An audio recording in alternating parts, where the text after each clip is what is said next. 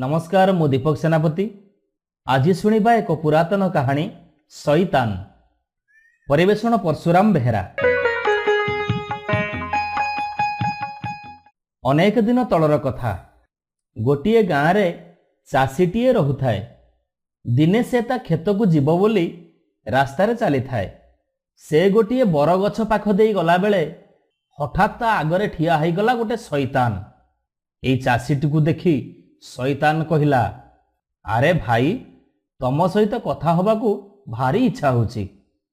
लोकटी किंतु शैतान को देखी छानिया हो गला। से पचारिला, तमे किए? शैतानटी कहिला, मु होउची जणे शैतान। तमे जणे भल लोक भली जना पड़ुच। एणु मोर तम सहित टिके मिसिबाकू इच्छा होची। तेबे चाल आमे दुहे मिसी किछि गोटे बेपार बणिज करिबा। चाषीटी कहिला, बेपार बणिज विषय मोर बा की अभिज्ञता अछि? मु तो जणे चाषी। चाषबास विषय कहब तो मु राजी अछि। चाषीटीर कथा शुणी शैतान कहिला, हाँ हाँ ठीक अछि, चाषबास करिवारे भी मोर किछि आपत्ति नाही। एई कथा शुणी सारी चाषीटी भाबिला, जहा हौ ए लोकटी शैतान हेइथाउ कि मनीष, जेतेबेले आपणा छाए आसी मो पाखरे पहुंचीची ताकू नै मु चाषबास कले मु तो निश्चय लाभर रहिबी। पुणी मने मने भाबिला, शैतान सहित चलिबा एते सहज नुह तो। प्रति मुहूर्त ठकी जिबार संभावना भी अछि। तथापि से चाषी जनक शैतान सांगरे मिसी चाष करिबाकू राजी हेला। सेमाने की चाष करिवे कोन करिवे ए विषय रे बहुत आलोचना समालोचना हेला। शेषकू ठीक हेला सेमाने गहम चाष करिवे। शैतान आउ चाषी मिसी गोटे जमी रे हल कले, बिहन बुणिले, कोड़ा खोसा कले, पानी देले, एमिति भाबरे गहम फलिला। जेतेबेले गहम पाचिला सेतेबेले चाषीटी को शैतान कहिला, चाल एबे आम शस्य आमे भागबांट करिनबा। हौ लोकटी निजर सम्मति जणैला। शैतान पचारिला, तुमे कौन नेबाकू चाहुच कुह? चाषीटी कहिला, मु शस्यर उपर अंश नेबी आउ तमे मूल अंश नब।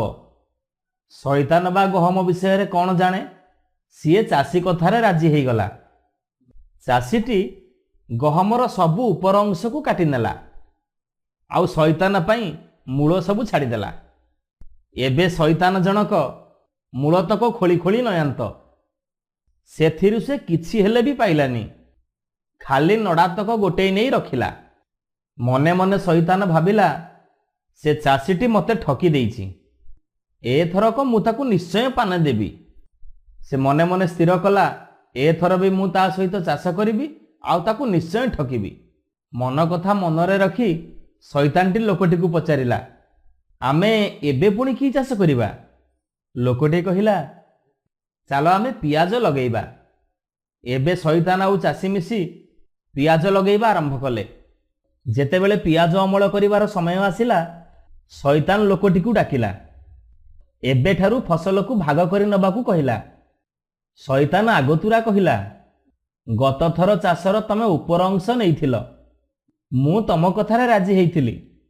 एथरक मते तम चाषर उपर अंश दियो, तमे तळ खोलिकी नियो। शैतानर कथा शुणी लोकटी भारी खुशी हो गला।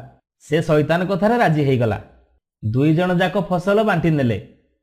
शैतान पियाजर उपर अंश को काटी नेला परे चाषी जनक माटी तक खोली पियाज बाहर कला आउ खुशी मनरे पियाज धरी घर को फेरिला।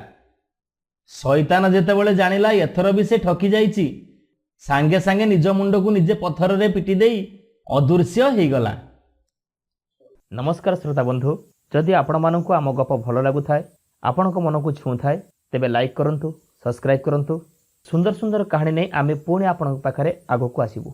आपण सब्सक्राइब करिवा परे बेल आइकन को दबाइबा पई केबे भी भूलिबेनी। जय जगन्नाथ।